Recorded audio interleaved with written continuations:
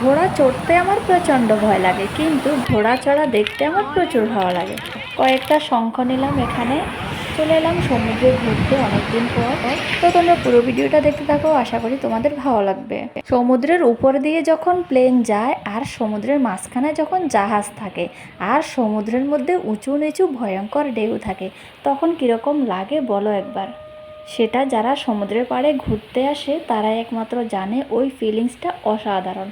খুব খুব খুব ভালো একটা ফিলিংস হয় সমুদ্রের পাড়ে। তো অনেক দিন পরে আমিও চলে এলাম সেই ফিলিংসটাই উপভোগ করার জন্য। সমুদ্রের পাড়ে অনেক দিন ধরে আসা হচ্ছিল না কাজের চাপে, তাই আজকে ছুটি পেলাম, তাই চলে এলাম।